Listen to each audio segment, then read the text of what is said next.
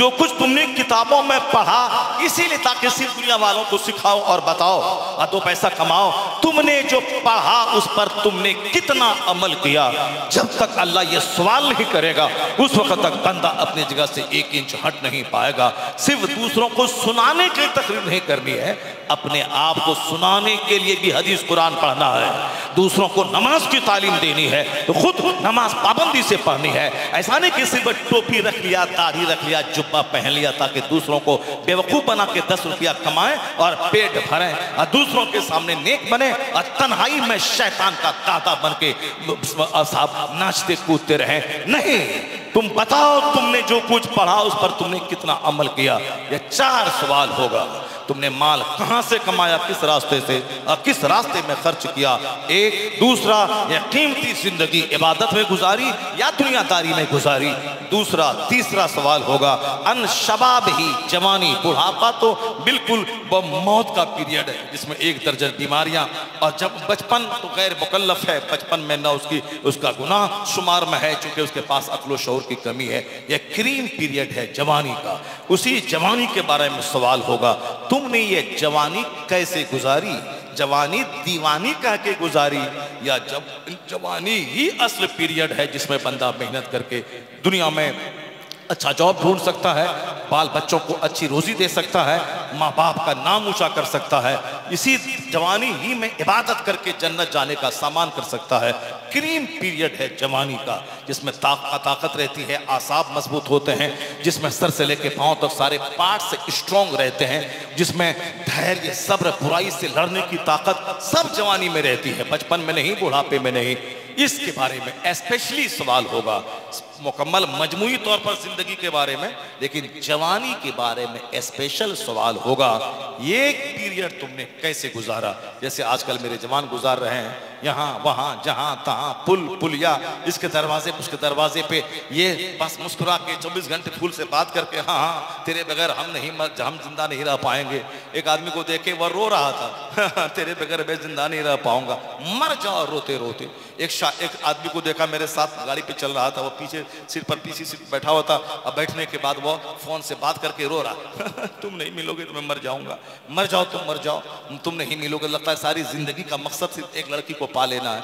एक लड़का को मेरे पास उसका बाप लेके आया, हजरत समझाइए इसको, दिल्ली में काम करता है, पता नहीं क्या हो गया इसको, या वहाँ वो वहीं जाना चाहता, वहीं शादी करना चाहता, जबकि वो कौन है, नहीं है, कैसी बिरादरी है, कहाँ का है, कैसा है, कुछ पता नहीं चल रहा है, ये वहाँ शादी करना चाहता। मैंने उसको आगे पीछे बहुत समझाया, समझाने के बाद अभी हम बैठे थे कि वो वहाँ से निकल पीछे गया और जाके फोन पे अपनी जो गर्ल फ्रेंड से रोते में हमको सब समझा रहा है कि तुमको छोड़ दें, हम तुमको नहीं छोड़ेंगे, हम तुमको नहीं छोड़ेंगे। यानी सारी जिंदगी जैसे कि ये रोने के लिए पैदा हुआ है, एक लड़की के लिए पैदा हुआ है। रोए वह जो जन्नत के लिए रोए, रोए वह जो सजदे में इबादत के लिए रोए, रोए वह जो अपने माँ बाप का सम्मान और एहतराम के लिए रोए। तो जो सजदा में नहीं रोएगा वो किसी लड़की के इश्क में रोएगा। जो अपने माँ बाप को इज्जत दिलाने के लिए हलाल रोजी की तलाश में नहीं रोएगा वो हराम की तलाश में रोएगा। सजदे में रो, आंसू बहाओ, अल्लाह तमाम दुनियावी ख्वाहिशात को मिटा देगा। जिसको सजदे की लज्जत मिल गई वो गरीबी में भी बादशाहत जैसा ऐश अल्लाह उसकी जिंदगी में अता कर देगा। ये आंख अल्लाह ने दी है अल्लाह की मोहब्बत में रोने के लिए, ना किसी छोकरी की मोहब्बत में रोने के लिए। जरा गौर से सुनिए, मैं जरा वो बात मुकम्मल करूं। वो इराक जहां सरकार गौसे आजम इराक की राजधानी बगदाद में जो आपका रोज़े पुरनूर है, उसी इलाके में एक शख्स रहता था। शहर में घर था, देहात में बाग था। वो कभी कभी उस बाग में आता था, कभी इस दोस्त को लेकर, कभी उस दोस्त को लेकर, चलो दोस्त मेरे बाग को देख लो। मालदार कैसे होते हैं, गरीब कैसे होते हैं, मैं यही कहना चाहता था। आज का मालदार भी उजड़ा हुआ और गरीब भी उजड़े हुए। जबकि गरीबों पे हज फर्ज नहीं है, वो हल्का फुल्का है। गरीबों पर ज़कात फर्ज नहीं है, वो हल्का फुल्का रहे। गरीबों पे कुर्बानी वाजिब नहीं है, वो हल्का फुल्का रहे। यानी बहुत सारी चीज़ें उस पर वाजिब नहीं है। जब वाजिब फर्ज नहीं है तो हल्का फुल्का उसके बारे में सवाल नहीं होगा। सिर्फ गरीबों पे नमाज फर्ज है, वो पाबंदी से पढ़े, वो ईंट उठोने के बाद भी पढ़े, घर में पढ़े, कोई पैसा नहीं लगता है नमाज पढ़ने में, और कोई 2 घंटा नहीं लगता है। पेट भरने के लिए 8 घंटे ड्यूटी करनी पड़ती है। जन्नत जाने के लिए 5 टाइम नमाज मिला के 1 घंटे का टाइम भी नहीं लगता है। बंदा सिर्फ गौर कर ले, ये नमाज फर्ज है बादशाह से लेके चपरासी औरत मत सब पर, देहाती शहरी सब पर फर्ज है। रोजा रमजान में 11 साल में 11 महीने खाए और 1 महीना सिर्फ सुबह से लेकर शाम तक अल्लाह के लिए भूखा प्यासा रहे। 1 महीना ख्वाहिशात से रुक जाए, उसमें फायदा हमारा ही है। हमारी ताकत हम मजबूत होती है, हमारा लीवर मजबूत होता है। रोजा रखने की वजह से 1 लाख बीमारियां खत्म होती है। ये है अल्लाह के लिए भूखा प्यासा रहना, और फायदा हमारे लिए है।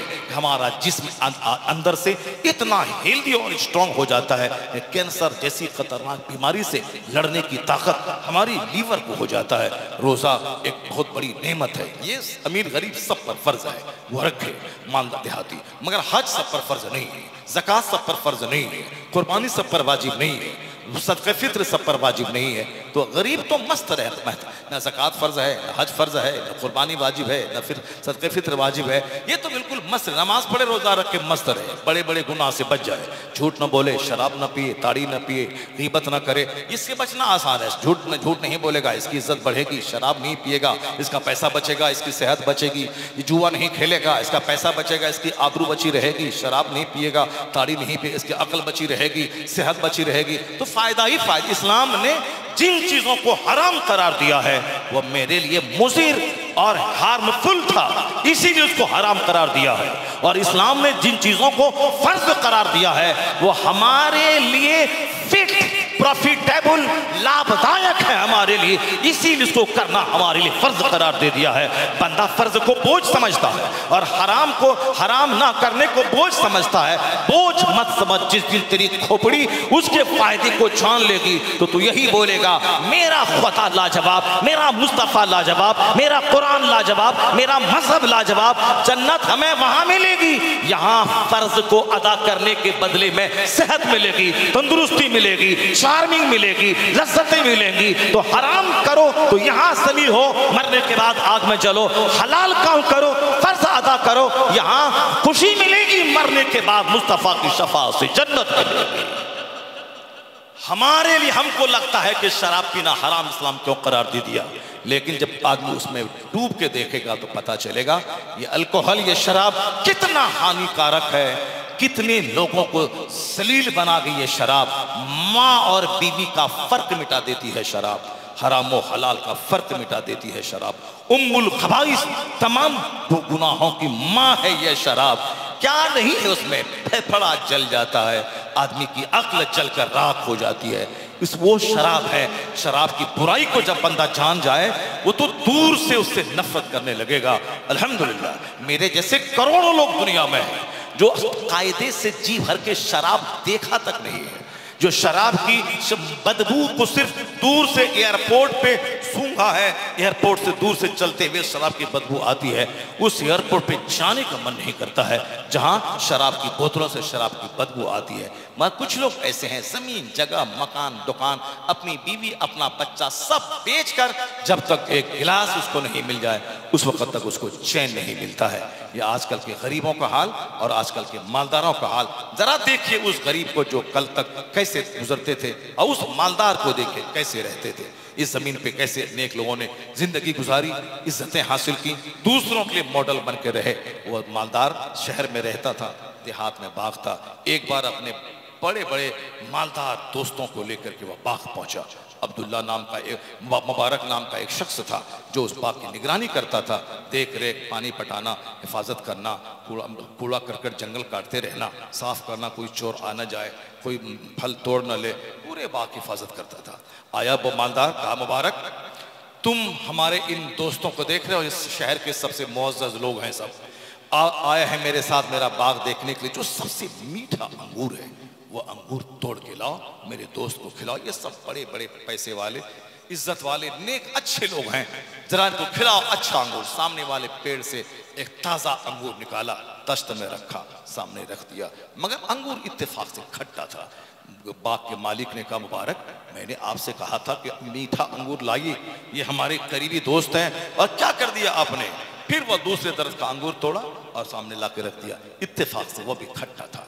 मुबारक अब थोड़ा सा बाग का मालिक थोड़ा तेवर बदला, कहा कि मुबारक मैं बार बार कहता हूं ये हमारे पौष लोग हैं सब शहर के, अच्छा अंगूर लाओ। फिर तीसरे पेड़ से अंगूर तोड़ा लाया, इत्तेफाक से वो भी खट्टा था। अब बाग के मालिक ने बस बिगड़ना शुरू किया, मैं बार बार कहता हूं तुमसे, अच्छा अब मीठा अंगूर लाओ, तुम बाग में रहते हो, तुझको पता नहीं किस पेड़ का अंगूर मीठा है। अब मुबारक खड़ा हो गया सामने, कहा हुजूर मैं कैसे जानूं कि किस पेड़ का अंगूर मीठा है? कहा क्या मतलब? कहा मतलब यही कि आपने मुझको यहां नौकर रखा है ताकि मैं आपके बाग की निगरानी करूं। तो मैं निगरानी करता हूं, मैंने आपके बाग का फल चखा नहीं है, तो मुझको पता कैसे चले किस बाग का फल मीठा है, किस पेड़ का फल मीठा है और किस पेड़ का फल खट्टा है? वो बाग का अरबपति मालिक तंग है, आंखें फाड़ कर मुबारक का चेहरा देखता रहा। कहा मुबारक क्या बोल रहे हो? कहा वही बोल रहा हूं हुजूर जो आप पूछ रहे हैं। मैंने आज तक आपके पेड़ का एक अंगूर चखा नहीं कि किस पेड़ का अंगूर मीठा है खट्टा है, तो मैं कैसे पता, मुझको कैसे पता चलेगा कि किस पेड़ का अंगूर मीठा? कहा सच बोलते हो? कहा सच बोलता हूं। कहा क्यों? कहा आपने रखा था बाग की निगरानी करो, मैं निगरानी कर रहा हूं। आपने कहां बोला था कि जरूरत पड़े तो फल खा लिया करना? नहीं बोला था।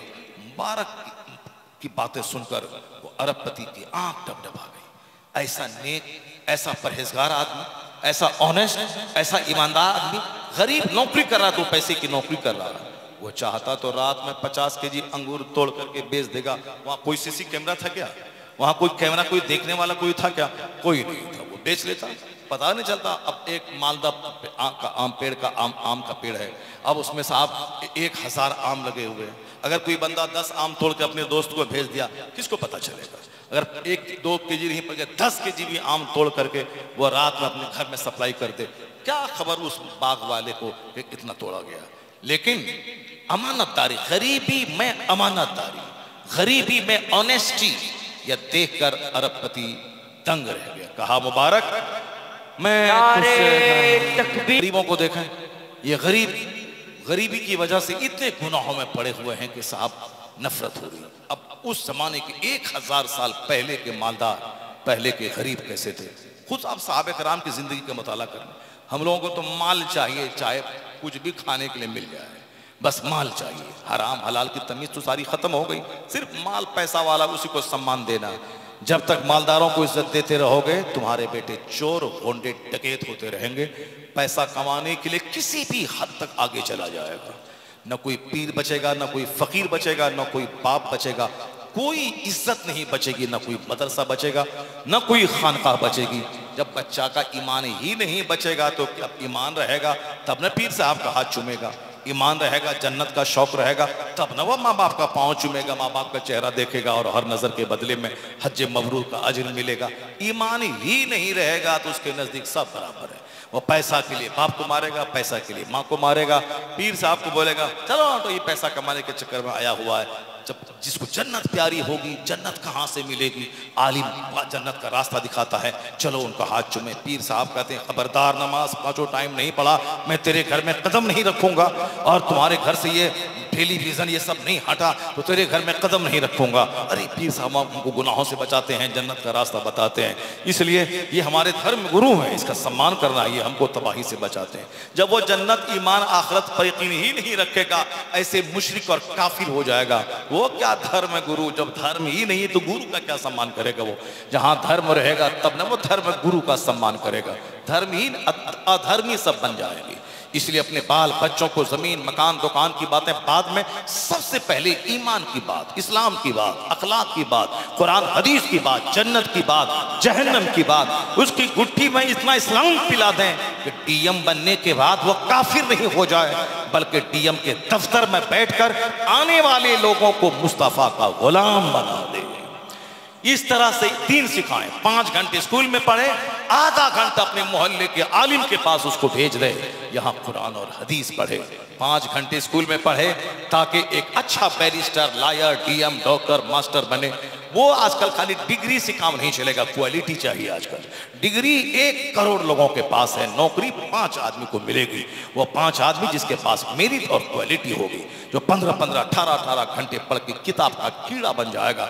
नौकरी उसको तो ढूंढती है। एक बंदा टीचिंग जॉब में गया तो 6 महीना रहा, उसमें रिजाइन दे दिया। वह दूसरे जॉब में गया, उसमें 2 महीना रहा, रिजाइन दे दिया। लोग नौकरी के लिए लालायित पागल 10-20 लाख रुपए घूस और रिश्वत दे रहे हैं। और वो लड़का आज के पीरियड में 50 साल पहले नहीं, अभी परसेंट 20 पीरियड में, जहां लोग कहते हैं बगैर रिश्वत की नौकरी नहीं मिलती है, 10 नौकरी को रिजाइन दिया उसने। तब जाके आज बड़े पोस्ट मिला जहां सुकून, चैन, आराम है, इज्जत है। उस पोस्ट को उन्होंने सेलेक्ट किया। इसका मतलब कि इतनी मेरिट हासिल कर लिया कि वो साहब तमाम क्वेश्चन जो भी आने वाला है सबको पानी पानी कर दिया। वो तो हमारा बेटा है जो पढ़ेगा, 2 घंटा घूमेगा, 5 घंटा, तो वो तो बोलेगा ही कि यहाँ इस गैर मुस्लिमों के मुल्क में नौकरी नहीं मिलती है। नौकरी मिलती नहीं, नौकरी लड़ के ली जाती है, किताबों का कीड़ा बन के ली जाती है।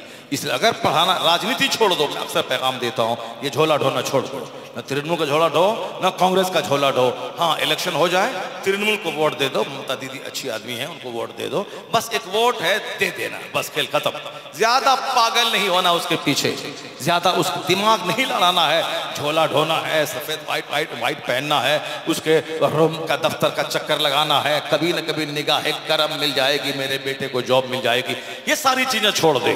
बस राजनीति इतना ही, इलेक्शन का मौका हो, ऑनेस्ट, अच्छी पार्टी जिसको लाइक करते हो, वोट दे दो, खेल खत्म। उसके बाद सारी एनर्जी अपने बच्चों की पढ़ाई पे लगा दो। जमीन बेचकर, मकान बेचकर अपने बच्चों को पढ़ाओ, barrister, lawyer, engineer, IPS, IAS खूब बनाओ अपने बच्चों को। वहां राजनीति में जाओगे तो बच्चा तो हरामखोर बन जाएगा।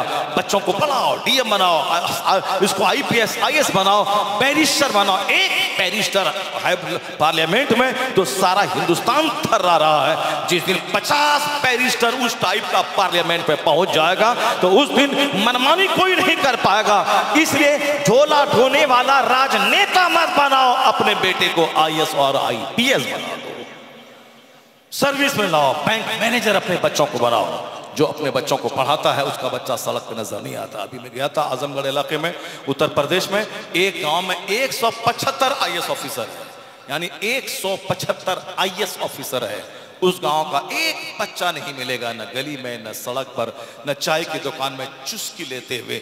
हाँ, जैसे हम लोग गुजरते हैं इस रास्ते से कभी ट्रेन से, मुसलमानों के बच्चे वहां से लेकर के वहां मालदा तक, सब बच्चे इधर उधर पड़ा किसा लिपटा है, उधर खेल रहा है। चलो खेलने का टाइम है, असर से लेकर मगरिब तक 1 घंटा खेल ले, एक्टिव रहेगा, सुस्त रहेगा। नहीं, ये पढ़ाई के जमाने में बैठ के साहब खेल रहा है। यानी कोई इधर गुटका, कोई इधर गुड्डी, कोई इधर तमाशा, कोई इधर कौड़ी लेके बैठे हुआ है। और फिर उस मोहल्ले में जब मैं उस रास्ते से गुजरा तो एक बंदा बाहर नजर नहीं आया। कहा सारे बच्चे या तो हॉस्टल में हैं, या स्कूल में हैं, या अपने घर में प्राइवेट रूम, स्टडी रूम में स्टडी कर रहे हैं। कोई बच्चा वहां, चूंकि एक मुकाबला है, मेरा चचेरा भाई IAS बन गया, मुझको भी बनना है, मेरा चचेरा भाई IPS बन गया, मुझको भी बनना है। इसीलिए एक बच्चा बाहर नजर नहीं आता, एक औरत बाहर नजर नहीं आती। और हमारे पास इतना टाइम है कि सबसे पहले बाजार जाना है, घूम फिर के दूसरों का पान खा के सबसे लास्ट में बाजार से घर आना है। हदीस में आया है कि अहब्बुल बिलाद इल्लल्लाह मसाजिदुहा व अबग़ज़ुल बिलाद इल्लल्लाह अस्वाक़ुहा। सबसे बेहतरीन जगह मस्जिद है। अच्छा आदमी है वो जो सबसे पहले मस्जिद जाए, सबसे लास्ट में मस्जिद से निकले। और सबसे बुरी जगह बाजार है। सबसे बुरा है वो जो सबसे पहले बाजार जाए, सबसे लास्ट में आए। सबसे अच्छा आदमी वो है जो बाजार सबसे लास्ट में जाए, अपना सौदा सलब खरीदे और सबसे पहले निकल जाए। और अक्लमंद आदमी है वो जो सबसे पहले मस्जिद जाए और इस्तिग़फ़ार दुआ करता रहे, सबसे लास्ट में मस्जिद से निकले। हालात तब बदली, आप जरा गौर से सुनिए। गरीब है मुबारक, नौकरी कर रहा है बाग में, और इतना ऑनेस्ट, इतना ईमानदार कि बाग का एक अंगूर तक चखा नहीं है। वो अरबपति दंग रह गया। कहा मुबारक, बात सच है? कहा सच है हुज़ूर। कहा मुबारक, तुम्हारी शादी हो गई है? चूंकि नेक लोग नेक तरह की बातें सोचते हैं। वो अरबपति जरूर था मगर नेक, परहेजगार, तहज्जुद पढ़ने वाला, अल्लाह से डरने वाला, नेकी की कदर करने वाला, आजकल के मालदार की तरह न है कि छोकरी के पीछे पागल होने वाला, शराब पीने वाला, शादी ब्याह में 50 लाख पानी की तरह ताश के पत्तों की तरह फेंक देने वाला है, हूँ मैं करने वाला नहीं। अल्लाह का डर जहां आएगा वहां मैं मुंह सब खत्म हो जाएगा। वहां तो इतना रोएगा, सजदे में ही बोलेगा इलाही ईमान बचा के दुनिया से चला जाऊं और तू मुझको बख्श दे, जन्नत दे दे, यही हमारा सबसे बड़ा इनाम हो जाएगा। जब वहां जन्नत की फिक्र ना होगी तो बस लड़की की फिक्र होगी, औरत की फिक्र होगी, शराब की फिक्र होगी, घमंड और लड़ाई की फिक्र होगी। जब मुबारक का वो मालिक उस बाग का बोला, मुबारक तेरी शादी हो गई है? कहा हुजूर हम तो गरीब आदमी हैं, आपके बाग में नौकरी करते हैं, कौन अपनी बेटी हमको देगा? उस बाग का अरबपति मालिक कहता है अगर मैं अपनी बेटी तुझे दे दूं, अल्लाह समद। ए मालदारों, रिश्तेदारी में क्या क्या खोजते हो, इसलिए ये रिश्तेदारी आजकल टूट रही है। रिश्तेदारी में तकवा परहेजगारी ढूंढो, स्टेबल होगी वो रिश्तेदारी। मुबारक क्या बोला? वो नहीं बोला नहीं हुजूर मैं तो गरीब हूं, मैं तो आपका नौकर हूं, आप तो मेरे मालिक हैं, आपकी तनख्वाह हम खाते हैं, आप अपनी बेटी हमको कैसे दीजिएगा? नहीं, मुबारक पढ़ा लिखा आदमी था, नौकरी करना ऐब की बात नहीं है, जाहिल बन के रहना ये ऐब की बात है।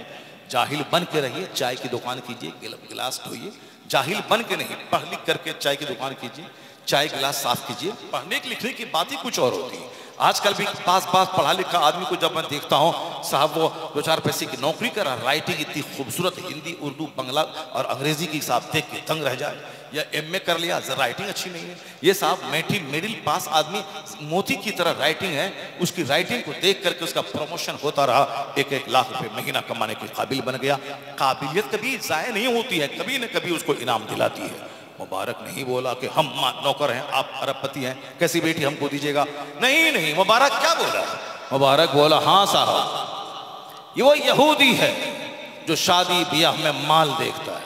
और यहूदी दुनिया की सबसे जलील कौम जो आज यरूशलेम इस्राइल में रहने वाली, ये यहूदी शादी में सिर्फ माल देखता है, माल मिले।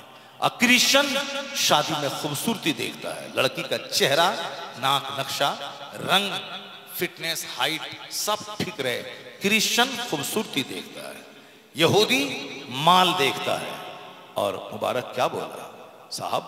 मोहम्मदी यानी मुसलमान माल और हुस्न नहीं, ये तो कैरेक्टर और किरदार देखता है। सुभान अल्लाह, सुभान अल्लाह, सुभान अल्लाह, क्या बात है। ये ईमान और तकवा देखता है। मुबारक की बातें सुनकर और अरबपति के सीने में उसकी मोहब्बत पैदा होगी। क्या बुलंद बात इस बंदे ने बोला। कहा मुबारक तुम ही रहो, मैं शहर जाता हूँ, अपनी बीवी से मशवरा करता हूँ, उसके बाद फिर जैसा होगा वैसी खबर मैं तुझ तक पहुंचाता हूँ। तुम आराम से इस बाग को, जिस हालत में जैसे रहते हो वैसे रहो। मुबारक की इस ईमानदारी को देखकर उस अरबपति के जितने दोस्त शहर से आए थे वो सारे के सारे मुतासिर हो गए उस मुबारक की ईमानदारी, ऑनेस्टी, उसकी परहेजगारी को देखकर। जब शहर आए वो अरबपति अपनी बीवी के पास जाकर के सारे घटनाक्रम को बयान किया। आज ये जो बात हुई, मुबारक ऐसा आदमी है, मैं सोचता था कि एक बेटी अल्लाह ने हमको दी है जो खूबसूरत भी है, ईमानदार, तकवा परहेजगारी भी है, इसके लिए कोई जन्नती शौहर मिल जाए। वरना बड़े बड़े अरबपति का तो रिश्ता आ रहा है, मगर मैं उनको देना नहीं चाहता कि मेरी बेटी नेक, जन्नती, परहेजगार, इसके लिए मुत्तकी शौहर चाहिए। मुबारक ऐसा मुझको मिला, मेरे दिल में ख्याल आ रहा है मैं अपनी इस बेटी का निकाह मुबारक से कर दूं। ऐसा इस जमाने में ऐसा दीनदार, ईमानदार कहाँ मिलेगा? अगर आज ये बात हम अपनी बीवी से कहते हैं तो बीवी क्या बोलती है? ठीक है, ईमानदार है, जन्नती है, नेक है, जन्नत जाएगा, मगर दुनिया में माल कहाँ से आएगा? दुनिया में बेटी का ऑपरेशन होगा तो पैसा कहाँ से आएगा? ये ससुराल आएगा तो मिठाई कहाँ से लाएगा? बेटी की तबीयत खराब होगी तो इलाज कहाँ से करवाएगा? घर मकान कैसे बनाएगा? माल चाहिए। ठीक है, मुत्तकी परहेजगार है, मगर माल भी तो चाहिए। यानी वो शौहर के पलान पे पानी फेर देती है।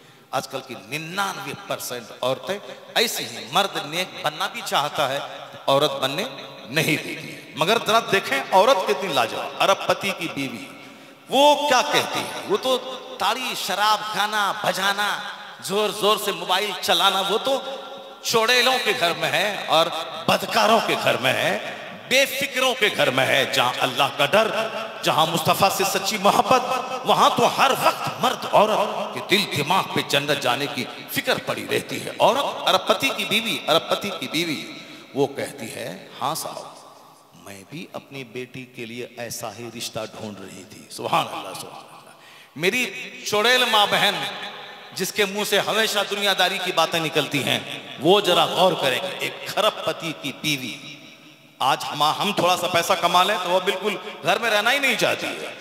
मॉल यहाँ वहाँ जहाँ तहाँ, हम कपड़ा खरीद के ले आए तो बोलती कि नहीं आपको कपड़ा पसंद करने नहीं आता है, हम जाते हैं, देखिए हम पसंद करते हैं। बस इस थोड़ा पैसा हुआ, घर में चैन नहीं मिलता। इसीलिए बेहतर है कि पैसा ही न रहे। न पैसा रहेगा ना बाहर घूमेगी, ना खूबसूरत रहेगी, ना दूसरों को अपना मुंह दिखलाएगी। काली कलौटी रहेगी तो अपने घर में रहेगी, इसको खुद शर्म आएगी कि बाहर कैसे जाएं, हमको बेइज्जती फील हो रही है। और इसीलिए आजकल जो खूबसूरती उजड़ रही है, हुजूर का फरमान याद आ रहा है। आका अलैहिस्सलाम ने 1400 साल पहले कहा था, वाला अमतुन सौदा ज़ातु दीनिन अफजल, काली कलोटी दीनदार औरत तेरे हक में बेहतर है। लोगों ने सिर्फ चमड़ी खूबसूरती देखा, और जब खूबसूरती उजड़ गई मोहल्ले के छोकरों के हाथों, अब ये सर पटक के कहता है तुम खूबसूरत नहीं रहती, तुम चौड़ेल रहती, तुम काली कलोटी रहती, कम से कम तेरी इज्जत तो सेफ रहती। तो अब तमाम तमाशा, पहले तो ख्वाहिशात की गुलामी बंदा करता है, उसके बाद जब तबाही का तमाशा देखता है तब आके बोलता है बात वही सच्ची है जो मुस्तफा जाने रहमत। दुनिया को तबाही का तमाशा देखने दे, दौलत मकान के पीछे पागल होता देखना दे। जब जब दुनिया थक जाएगी तो वापस सुकून पाने के लिए उसी मार्ग का रुख करेगी जो मार्ग मुस्तफा का दिखाया हुआ है, जो मार्ग पैगंबर आज़म ने दिखाया है। पहले तो मुसलमान भी दौलत के जुनून में कुछ नहीं समझता है, कौन हदीस पे चलता है, कौन कुरान पे चलता है, मौलाना साहब इस दौर में कौन चलता है। तो आखिर में वो भी इसी फिक्र पे आ जाता है कि चलना ही पड़ेगा, नहीं तो पागल होकर कुत्ते की मौत मरना पड़ेगा, जैसे लोग मर रहे हैं। कभी नहीं सोचा था कि मरना है, मुंह दिखाना है, नहीं, चलो कभी प्लेन क्रैश होने में जल के मरो, कभी एक्सीडेंट करके मरो, कभी डूब के मरो, कभी ऐसे ही पैसों की मोहब्बत में तड़प तड़प के मरो, मर जाओ। वो मौत किस कदर काबिल रश्क है, जो मौत मस्जिद में आ जाए, हालत सजदा में आ जाए, जलसा में हदीस कुरान सुनते हुए आ जाए। अरबपति बनकर शराब की भट्टी पे मरना और है, और जलसा में हदीस कुरान सुनता हुआ मर के जन्नत चला जाना और है। अरबपति की बीवी क्या कहती है, मैं भी अपनी बिटिया के लिए ऐसा ही लड़का ढूंढती थी, ऐसा ही मैं सोचती थी। ठीक है, मुझको पसंद है, जरा अपनी बेटी को पूछ लेते हैं। बेटी चूंकि जवान है, जवान बेटी और जवान बेटे को रिश्ते के बारे में पूछना चाहिए। तो अब उसकी माँ गई अपनी बिटिया के पास, कहा हे बेटी, तुम्हारे बाप तुमसे कितना प्यार करते हैं तुमको मालूम, मैं तुमसे कितनी मोहब्बत करती हूँ तुझको खूब मालूम है। तुम इकलौती बेटी हमारी, मेरी आंखों का तारा, मेरे शौहर तुम्हारे बाप कितनी प्यार, कितनी मोहब्बत तुझसे करते हैं तुमको भी मालूम है। तुम्हारे बाप ने आज सोचा है कि मैं अपनी बेटिया का रिश्ता एक नेक जन्नती शौहर से करवा दूं, वही मुबारक जो हमारे बाग में रखवाली करता है। आज ऐसी ऐसी बातें पेश आई, शहर के बड़े बड़े मालदार लोग तुम्हारे अब्बू के साथ गए थे, वो सब उसकी ईमानदारी को देख के दंग रह गए। बाप ने मुझसे कहा है कि मेरी ख्वाहिश है कि बेटी का रिश्ता मुबारक से करवा दूं, तेरी क्या राय है? आज अगर हम लोग अपनी बिटिया को कह दें तो बस आसमान सर पे उठा लेगी, मेरा बाप मुझसे दुश्मनी कर रहा है, मेरा बाप मुझको एक नौकर से ब्याह करवा रहा है। क्योंकि अभी दिमाग में ही बसा हुआ है कि माल है तो सब कुछ है, नहीं है तो कुछ नहीं है। इसीलिए बच्चे इस तरह की बातें करते हैं, बच्चियां। लेकिन जब उसके दिमाग घुट्टी में इस्लाम पिला देंगे, फिर वो भी वही बातें करेंगे जो बातें उस अरबपति के घर में हो रही हैं। वह बेटी बोली, क्या बोली? ये नहीं बोली कि नहीं मैंने अपना रिश्ता तो एक दूसरे अरबपति के बेटे से तय कर लिया है, अब्बू से कह दो कि हाँ मुझको करवा दे, नहीं तो मैं जहर खा के मर जाऊंगी।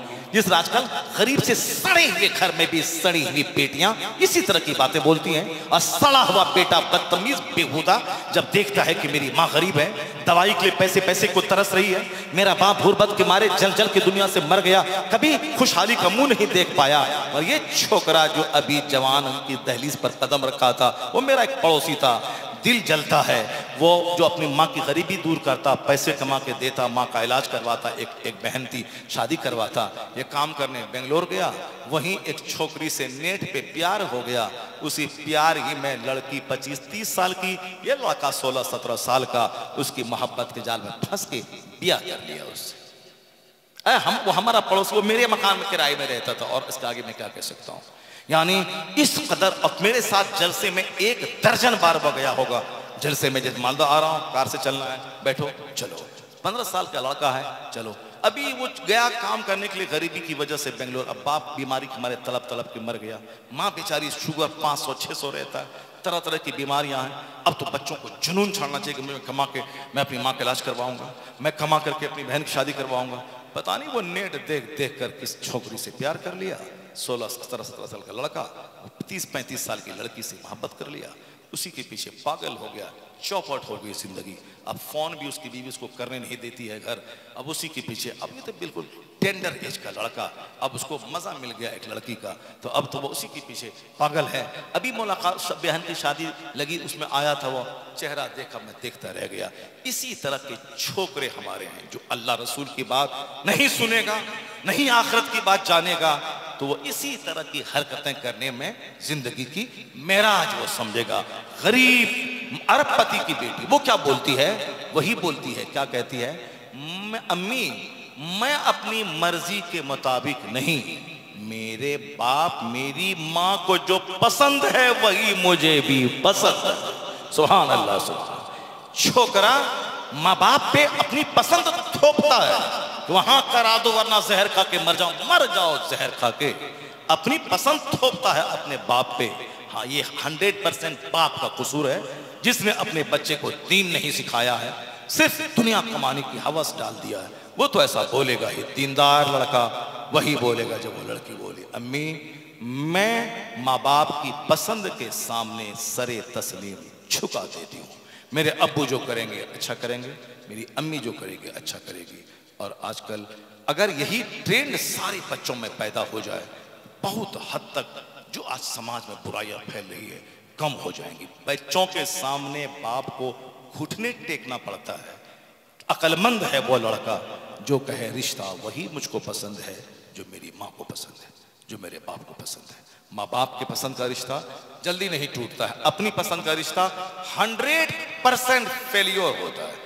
जब तक वो चूंकि चेहरा देख करके शादी किया है, और जब जी भर गया उसके बाद कैरेक्टर देखता है कि जिद, हसद, जलन, कीना, कुदरत, गुफ्तगू का अंदाज, खिदमत, ये सब नहीं है, फोहर चोड़ेल है, तो फिर अब वो उससे भागने, छुट्टी पाने की के लिए मोहलत, मौका तलाश करता है। जहां मौका मिला बीच चौराहे पे छोड़ के होटल में भाग जाता है लड़का। मुंह देखकर जो शादी होगी तो 4-10 महीने के बाद खत्म। जो किरदार, कैरेक्टर, इल्म, अमल, तकवा, ईमान देख के जो शादी होगी वो तो 90, 80, 100 साल तक उम्र बढ़ती जाएगी, उस रिश्ते में स्टेबिलिटी, पुख्तगी बढ़ती चली जाएगी। अब जब पता चल गया औरत राजी है, बेटी राजी है, शहर के तमाम मालदार रिश्तेदारों से मशवरा लिया, जो साथ गए थे, कहा जबरदस्त सिलेक्शन है आपका।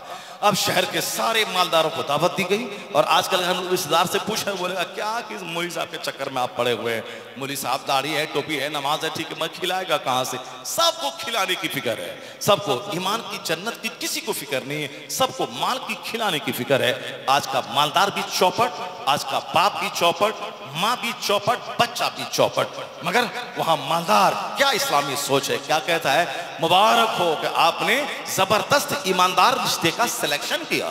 बीवी कहती है जबरदस्त आपका सिलेक्शन, बच्ची तो माँ बाप के सिलेक्शन पे के सामने राजी है। दावत दी गई, मुबारक को खबर की गई, मुबारक आया। शहर के तमाम मालदार रिश्तेदारों के दरमियान में बड़े बड़े जय्यद उलमा इकराम जो भी उस वक्त बसरा और कूफा में मौजूद थे, तमाम शूठी के उलमा, सबों को जमा किया गया। और सबसे निराली खूबसूरत शादी अरबपति अपने बाग में काम करने वाले मुबारक नामी नौकर के साथ कर दी। किसी ने नहीं कहा ऐसा, सब ने मुबारकबादी दी, जबरदस्त सिलेक्शन आपका है। जब अरबपति ने तकवा परहेजगारी से लैस मुबारक से अपनी बेटी की शादी करवा दी। बेटी ने कभी जंग नहीं की, लड़ाई नहीं की और अपने बाप के नौकर को नौकर नहीं समझा। इस्लाम में नौकर चाकर क्या है, यहाँ पठान और जोलाहा क्या है, यहाँ तो ईमान और तकवा। इन्ना अक्रमकुम इंदल्लाहि अतकाकुम, the most respectable near Allah is one who is God fearing person. जो सबसे ज्यादा अल्लाह से डरने वाला है उसी को इज्जत मिलेगी, उसी को सम्मान मिलेगा। वो दौरे जाहिलियत थी कि गोरे रंग वालों को, ऊंची जाति वालों को सम्मान दिया जाता था। अब इस्लाम आ गया, काला कलोटा बिलाल उसका वो कुरैश के गोरों का इमाम बन गया। क्योंकि अब इस्लाम आ गया, तमाम रंग और मालदारी की सियासत को रौंद के कहा गया जिसके पास ईमान होगा, तकवा होगा, वही काबिले एहतराम ठहरेगा। चुनांचे मुबारक की शादी उस जबरदस्त माहौल में हुई। मुबारक भी खुश है, अरबपति की बेटी भी खुश है, जिंदगी के दिन गुजरने लगे। मालूम है अगर आप लोग तकरीर सुनते हैं, गौर से सुनते हैं, एक एक जुमले पे गौर करते हैं और बुजुर्गाने दिन का चर्चा सुनते हैं, जरूर कभी न कभी कहीं न कहीं जुमा में, ईदैन में और सीरत के जलसों में सुने होंगे।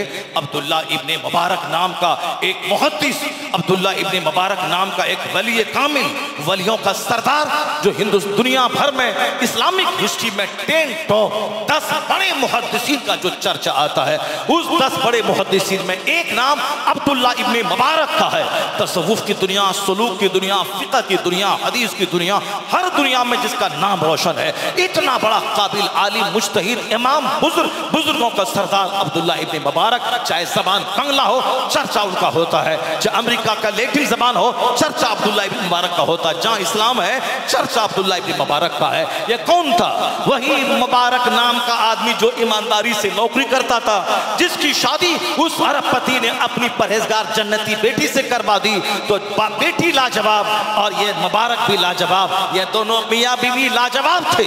और जब दोनों सब्र के साथ जिंदगी के दिन गुजारने लगे, माँ लाजवाब, बाप लाजवाब, तो अल्लाह ने उन दोनों के मिलन से जो औलाद दिया, मुहद्दिसीन का सरदार, वलियों का इमाम अब्दुल्ला इब्ने मुबारक जैसा बेटा अता फरमा दिया।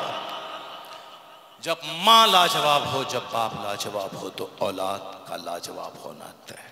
माँ गुटखा खोर, गाली देने वाली, बात बात में मोबाइल चलाने वाली, 10 मर्दों को देख करके मुस्कुराने वाली, उसका बेटा तो महागुंडा, महापापी, महाचौपट हो जाएगा। क्योंकि बच्चा बाप के पेट से नहीं पैदा होता है, बच्चा माँ के पेट से पैदा होता है। बच्चा बाप का दूध नहीं पीता है, बच्चा माँ का दूध पीता है। तो 2 साल तक सीने से माँ के चिपक के बच्चा रहता है। तो बाप से ज्यादा नेक, परहेजगार माँ का रहना जरूरी है, क्योंकि बच्चा 9 महीने उसके शिकम में रहता है। इसलिए शादी ब्याह के सिलेक्शन में कभी मुखड़ा को तरजीह मत दिया कीजिए, हमेशा ईमान, कैरेक्टर, किरदार को तवज्जो दीजिए। आने वाली नस्ल, आने वाली सोसाइटी पे रहम कीजिए। अगर सारा समाज गोंडा, चुट्टों और डकैतों से भर गया, उस समाज में कोई अच्छा आदमी जिंदा नहीं रहेगा। और ये समाज डिपेंड करता है औरतों पे, माँ बाप पे। अब पहले के माँ बाप अच्छे थे तो अच्छे लोग नजर आ रहे हैं कि बगैर किसी पैसे के लालच के, सिर्फ जन्नत के शौक में बैठकर दीन सुन रहे हैं। लेकिन जो आजकल के डैमेज बच्चे हैं, ये जब बाप बनेंगे, उनका बच्चा कितना महा डैमेज होगा वो तो वक्त बताएगा। अल्लाह तबारक व तआला हमको, आपको, सबों को नेक बनने की तौफीक अता फरमाए, नेक लोगों के रास्ते पे अमल करने की तौफीक अता फरमाए। जरा जोर से बोले ना सुभान अल्लाह। अल्लाह ताला हमें सच्ची तौबा की तौफीक अता फरमाए। अल्लाह ताला हमें निकाह, शादी ब्याह सब में मुस्तफ़ा की सुन्नत का ख्याल रखने की तौफीक अता फरमाए। नफ्स की गुलामी नहीं, मुस्तफ़ा की गुलामी की तौफीक अता फरमाए। आमीन। व आखिरु दावाना अल्हम्दुलिल्लाहि रब्बिल आलमीन। अस्सलामु अलैकुम व रहमतुल्लाहि व बरकातुहू।